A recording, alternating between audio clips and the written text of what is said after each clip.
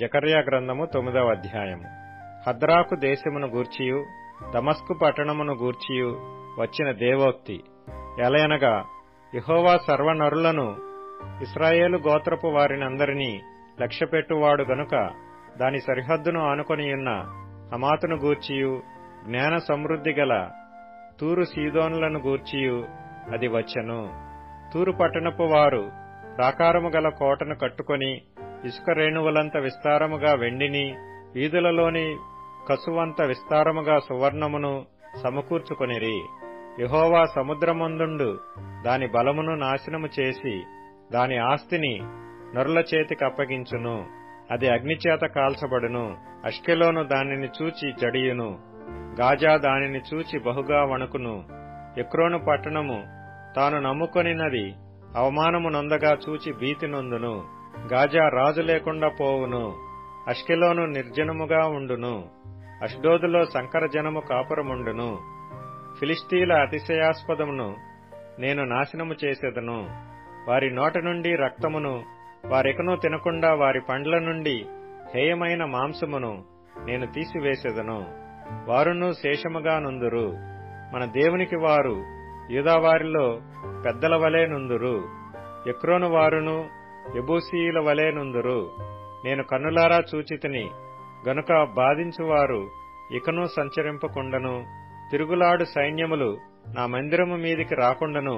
దానిని కాపాడుకొనుటకై నేనొక దండుపేటను ఏర్పరచెదను. సియోను నివాసులారా బహుగా సంతోషించుడి.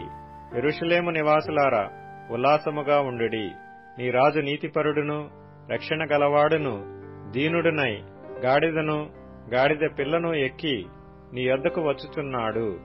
ఎఫ్రాయిములో రథములుండకుండా నేను చేసేదను. యెరూషలేములో గుర్రములు లేకుండా చేసేదను. యుద్ధపు విల్లు లేకుండా పోవును.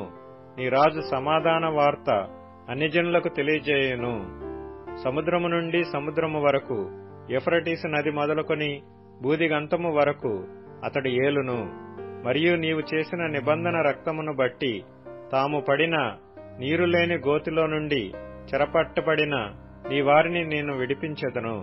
బంధకములలో పడియుండియు నిరీక్షణ గలవారులారా మీ కోటను మరలా ప్రవేశించుడి. రెండంతలుగా మీకు మేలు చేసేదనని నేడు నేను మీకు తెలియజేయుచున్నాను. యూదావారిని నాకు విల్లుగా వంచుచున్నాను. ఎఫ్రాయిము వారిని బాణములుగా చేయుచున్నాను. సీయోను నీ కుమారులను రేపుచున్నాను. శూరుడు ఖడ్గము ప్రయోగించున్నట్లు నేను నిన్ను ప్రయోగింతును. గ్రేకీయులారా సీయోను కుమారులను మీ మీదికి రేపుచున్నాను. యెహోవా వారికి పైగా ప్రత్యక్షమగును. ఆయన బాణములు మెరుపువలే విడువబడును. ప్రభువగు యెహోవా బాకానాదము చేయుచు దక్షిణ దిక్కు నుండి వచ్చు గొప్ప సుడిగాలితో బయలుదేరును. సైన్యములకు అధిపతియగు యెహోవా వారిని కాపాడును గనుక వారు భక్షించుచు వడిసెల రాళ్లను అణగద్రొక్కుచు త్రాగుచు ద్రాక్షారసము త్రాగువారి వలె బొబ్బలిడుచు బలిపశు రక్త పాత్రలను బలిపీఠపు మూలలను నిండునట్లు రక్తముతో నిండియుందురు.